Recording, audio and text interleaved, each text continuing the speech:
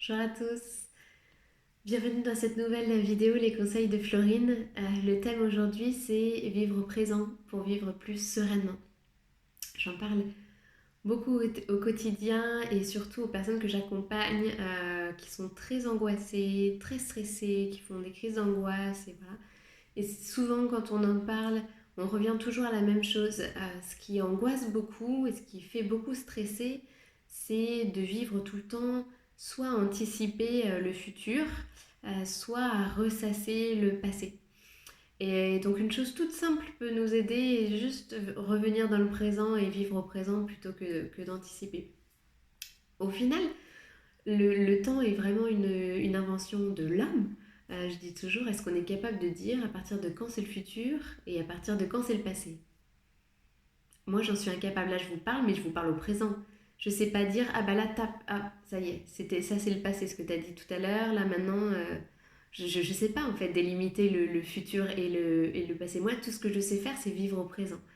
Donc, essayons vraiment de revenir dans le présent pour retrouver cette sérénité et pas d'anticiper tout et que ce soit des choses euh, pratico-pratiques de la vie du quotidien ou des gros projets.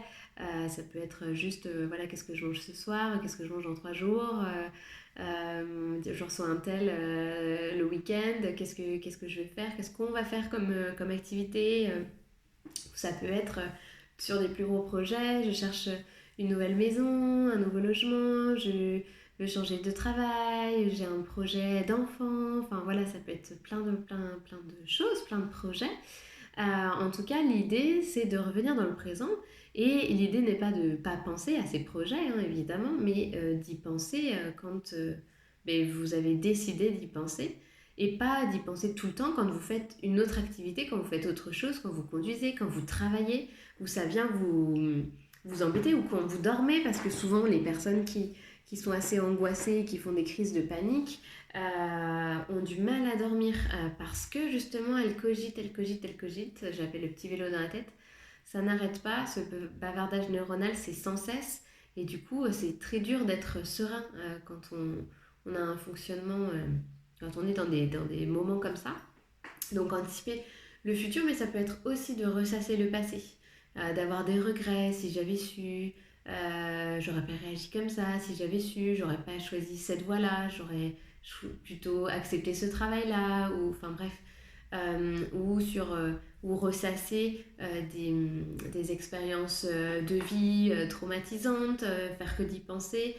Parfois, il y a des choses qui deviennent obsessionnelles, que ce soit d'ailleurs du passé ou du futur, peu importe. Mais du coup, ça nous empêche de vivre sereinement. Donc, mon conseil, c'est vraiment de revenir dans le présent et d'être pleinement à ce qu'on fait tout le temps, à chaque instant. Là, je vous parle, je fais que de vous parler, je ne suis pas en train de penser à 100 000 trucs.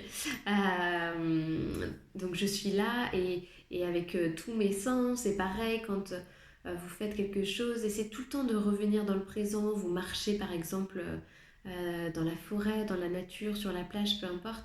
Essayez de marcher. En étant vraiment, en ouvrant tous vos sens, en marchant en pleine conscience, pas en étant sur votre téléphone ou en pensant à plein de trucs. Essayez d'observer ce que vous voyez, mais aussi peut-être ce que vous entendez, ce que vous sentez comme odeur, comme parfum, ce que vous pouvez ressentir peut-être justement comme état d'apaisement, comme joie d'être dans la nature, ce ressourcement, enfin voilà, ça peut être plein de choses. Vous cuisinez, vous êtes à ce que vous cuisinez, vous ne pensez pas à autre chose. Vous cuisinez, vous mangez, ben vous mangez, vous êtes à ce que vous mangez. Enfin voilà, vous parlez à une personne, vous êtes là pleinement à parler avec elle et pas à penser à 100 000 trucs. On le voit parfois, on parle à des personnes puis on voit qu'elles sont en train de... Elles regardent ailleurs, ou c'est qu'elles sont pas là. Elles sont pas là à vous écouter, elles sont en train de penser à plein d'autres trucs. Et moi je dis souvent... Euh, sans être négative ou pessimiste ou quoi que ce soit, mais pour nous aider à revenir dans le présent, on peut se dire, mais. Et puis profiter de chaque instant, on peut se dire, mais en fait, demain, il m'arrive un truc. Si je regarde un peu dans le rétroviseur et que je fais un bilan, est-ce que j'aurais vécu ma meilleure vie? Est-ce que j'aurais profité à 300% de chaque instant? Ou est-ce que j'ai fait que de travailler toute ma vie? ou enfin bref, je fais métro, boulot, dodo, et voilà. Et est-ce que je suis contente ou content de ma vie? Est-ce que vraiment j'ai aucun regret? Est-ce que j'ai vécu tout ce que je voulais vivre?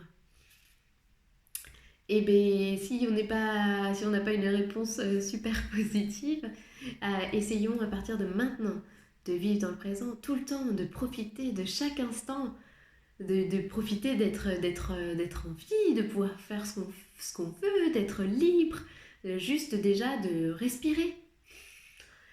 Cette chance qu'on a de pouvoir respirer.